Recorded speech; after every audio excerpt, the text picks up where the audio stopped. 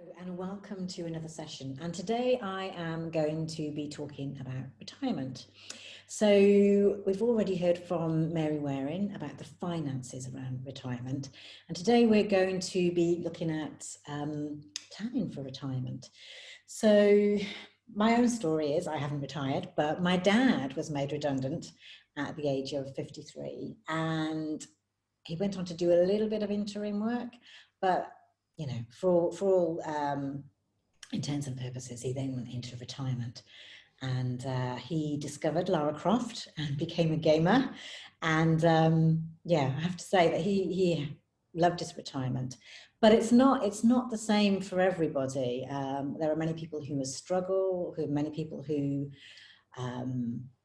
have a rosy glowed idea of what retirement is and then find it doesn't live up to their expectations. So to discuss how to plan for retirement and why that's so important, I have with me today Cannings and Nigel Pacey from, I have to read this off, www.mylifemyretirement.co.uk, retirement life plan. That's right, isn't it, Nigel? That's right, yeah.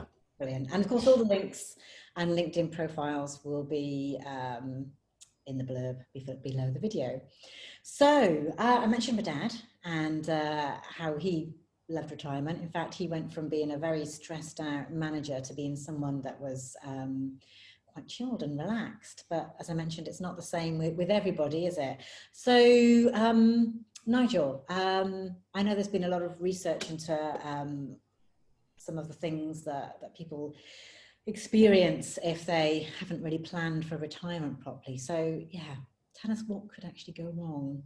What can go wrong and what can go right.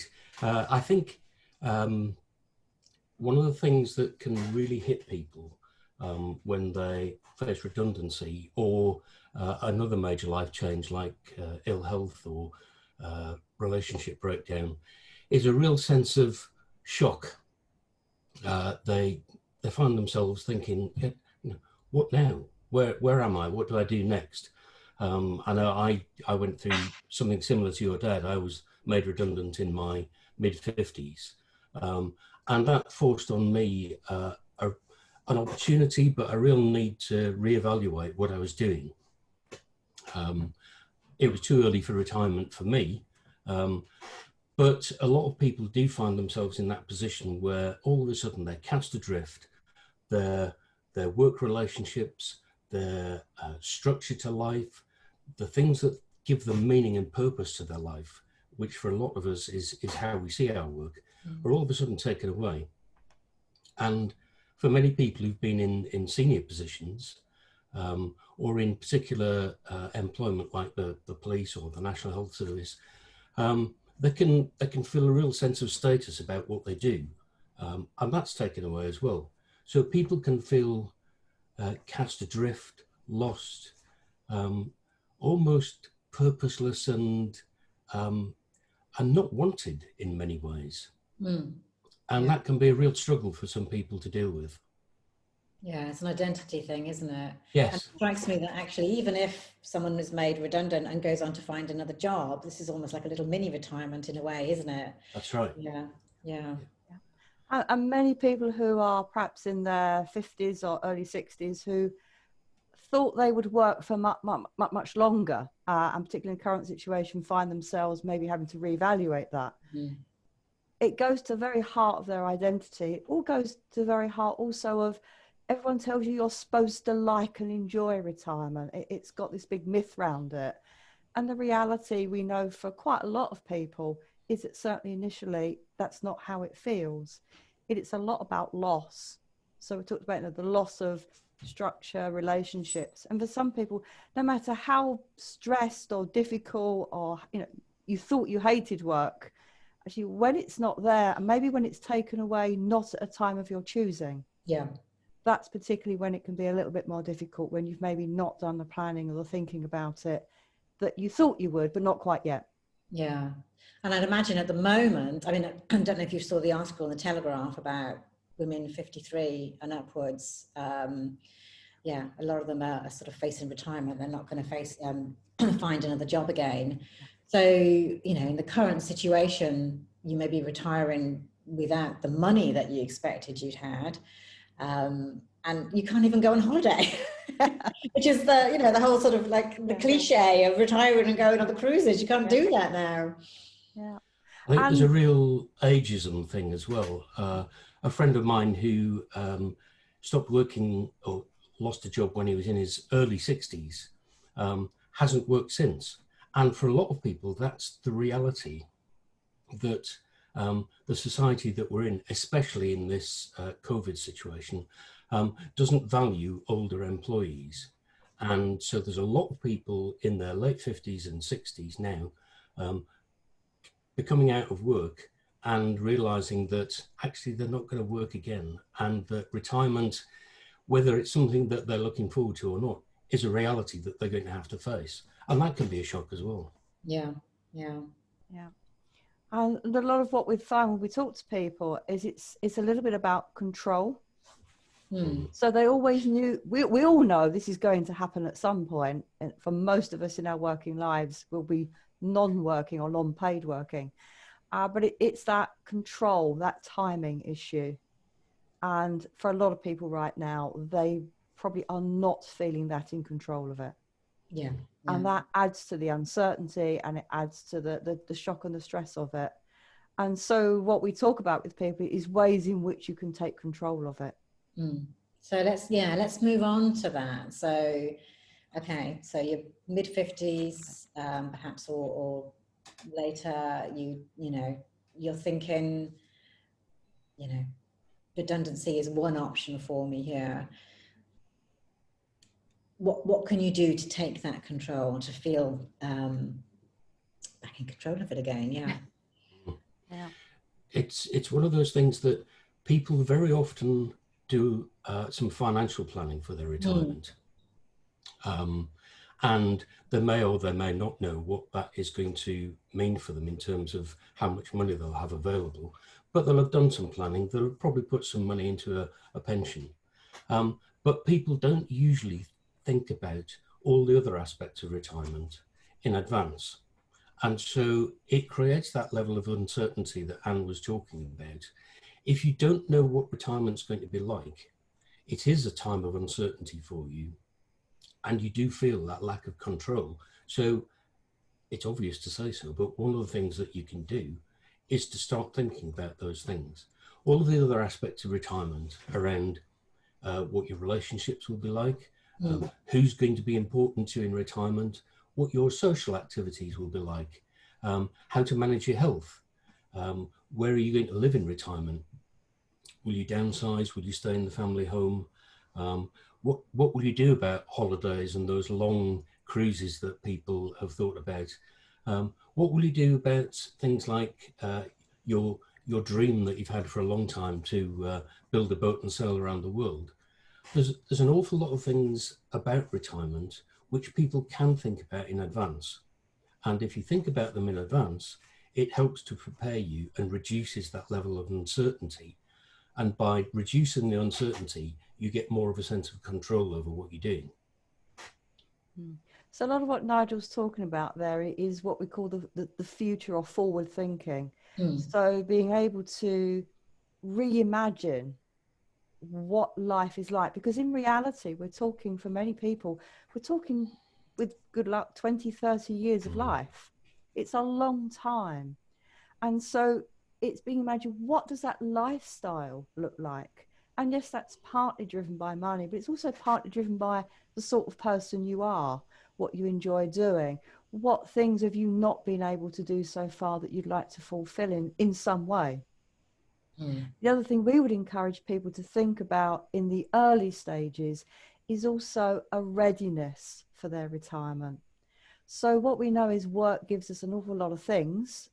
Yes, it gives us some pain and stress occasionally, but also it does give us opportunity to share an expertise, to maybe mentor or encourage or develop other people, to be social. And those things are things most people need to replace in some way. So part of it is thinking about what bits and aspects of my work do I need in a way to take with me in some way? And that's not about working for your previous employer for free. We know some people make the transition by doing, like your dad did, doing a little bit of consultancy or carry on work. That's a common model. It's typically fairly short-term model as people replace what work gave them in other ways. Because we hope for a lot of people, work was in some way fulfilling, and that fulfillment needs to be replaced as well. Yeah. So it's the backwards looking and the forwards looking.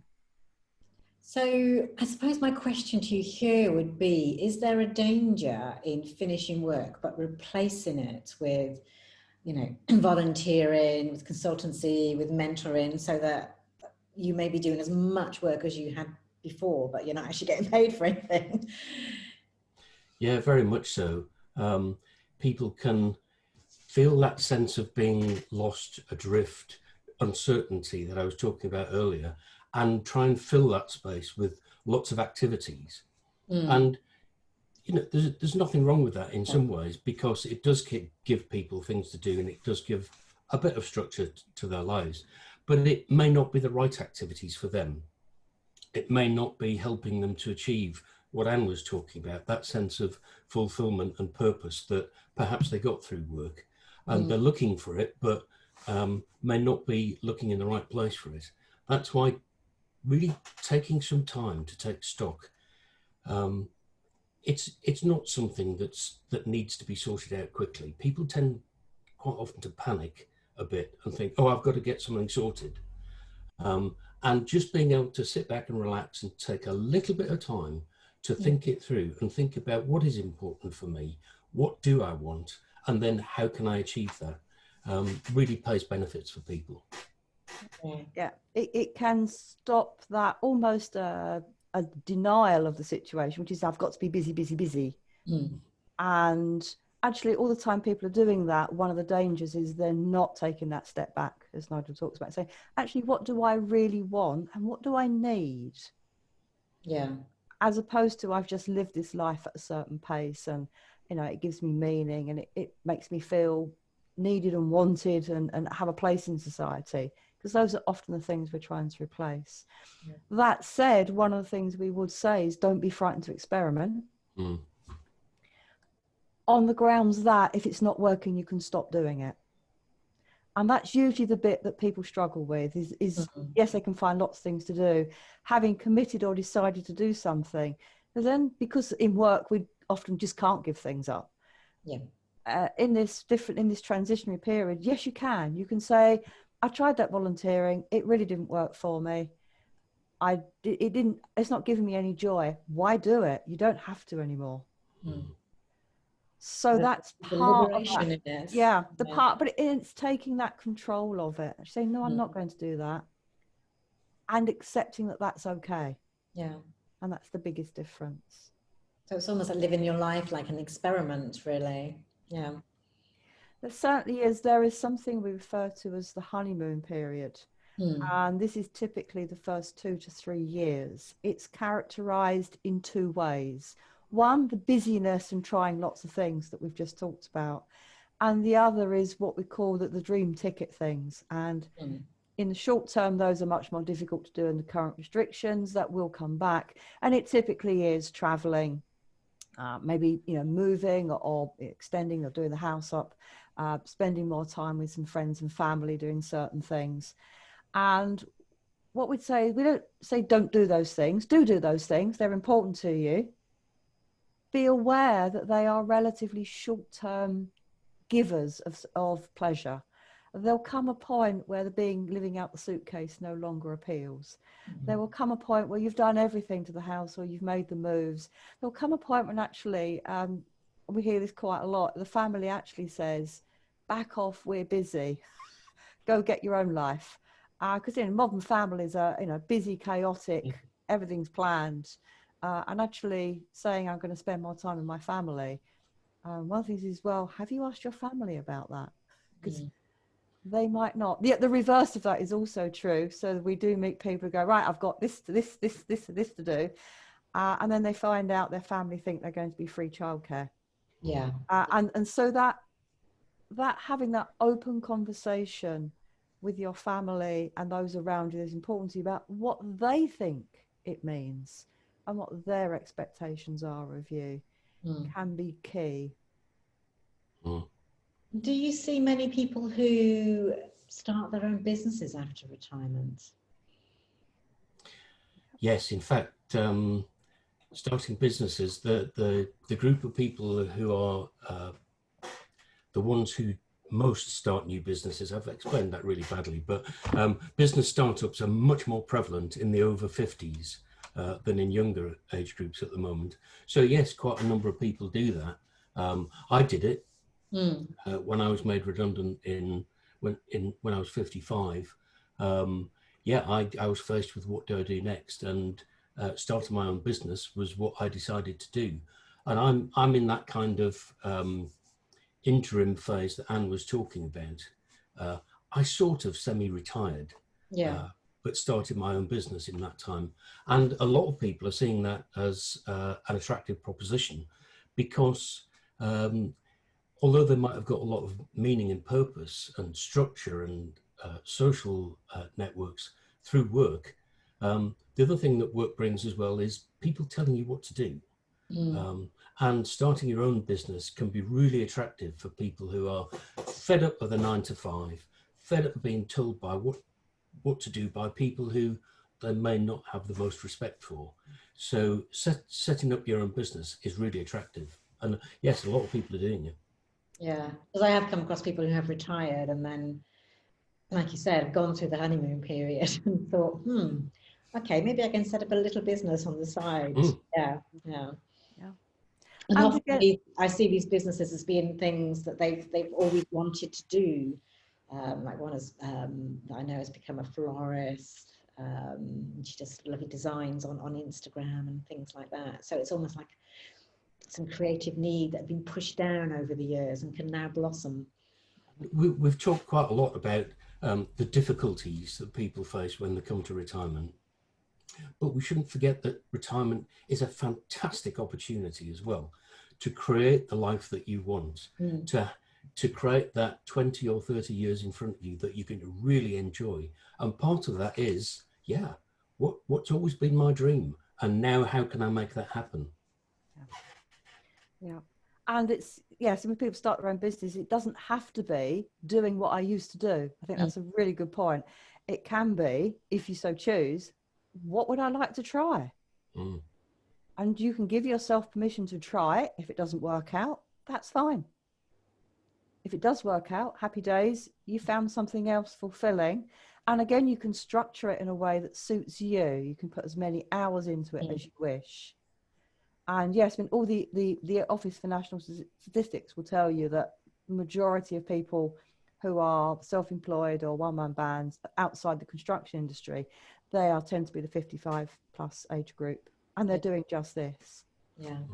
And we talked about, we're focusing on the difficulty. We know the difficulty of retirement typically comes from two key things: insufficient planning, which is why we're encouraging people to think it through, and secondly, time not of your choosing.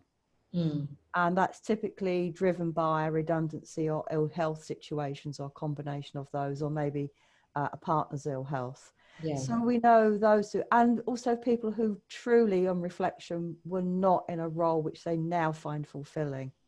There are, of course, many other people, and your dad was a good example, for whom work was a burden, and actually once given the choice to get free of that, it was a real opportunity. And there's lots of research around which says, a high percentage of people with a bit of reflection, a little bit of planning, fly after their retirement. So what are the questions we should be asking ourselves then? So many. There are lots. I mean, Nigel and I probably would run down 300 or 400 of them. Let's pick out a few key ones. I would say, what are you looking forward to most? It's a good place to start. And who and what will you miss most about work?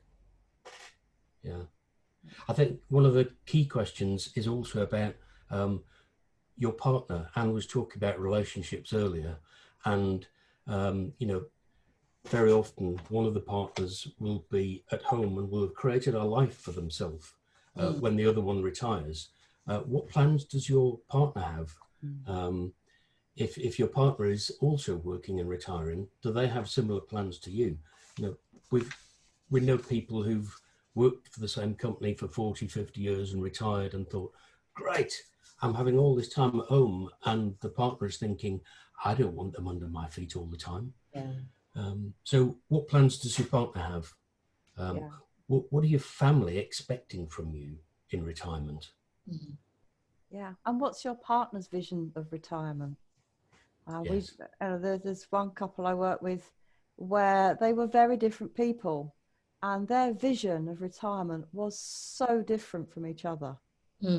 And we know from research, this is approximate, about 28% of couples retire at the same time, or partners retire at the same time. So that means a vast percentage do not retire at the same time, something like 70%. So there's a reality of balancing there, and talking those things through is really key. Yeah. How do you both envisage you and your family? It's just things like, what resources or support is around you already. So looking to friends and family, what help can they give you? And these are simple things. What do work give you that you're happy to leave behind, as well as what are you going to miss? Yeah. I like that idea almost of stepping back and having a clean slate and deciding what to add back in and what to just leave behind. Yeah. We know this is one of life's major transitions, and we know at this transitionary phase there are some important questions. Yes, what do you imagine it will look like? What would you like to fulfill? What things haven't done that you'd like to have a go at? Alongside, there's some things that I want to bring with me. So that, what will I miss? And that might be, for example, we quite often see people who have enjoyed mentoring or developing people at work as they've progressed in their career. And one of the things they're going to miss is helping other people. So volunteering is often a good way to replace that. It's not that everyone should go out volunteering, but if that's something you're going to miss, that might be how you replace it. So there's some things you want to bring with you and things you want to leave behind, and some things you want to add in. Yeah. Another simple activity, just what will a typical day be like? That's a good one, isn't it? Yeah. And especially if there are two of you. Yeah. Yes. Partner. Yeah. Exactly. Yeah. And what are those things that I would like to tick off the list and do when I'm able to? And what are the things I haven't even thought about doing? So actually go around and ask friends and family, what could you see me doing? Because some people say amazing things. You've got to learn quite a lot about yourself. So what else would you see me doing? Yeah, that's a good one. That's one for the Christmas dinner table this year. Definitely is. Yeah, one for the Zoom call this year. And what these questions do for people, as well as obviously asking specific things that people need to think about, it can help people to realize stuff that they had been thinking but hadn't acknowledged. So a lot of people, because they haven't thought about these things, hadn't realized that, oh yeah, actually there is stuff that I'm going to miss about work, and there are things that I'd like to take with me. But because they haven't spent any time thinking about them, it's stuff that they just weren't aware of consciously. Yeah. So that's it. I think, Kim, is take some time out. Yeah. Plan it. I mean, when we say people spend more time planning their holidays than they spend planning for their retirement, and it's so true.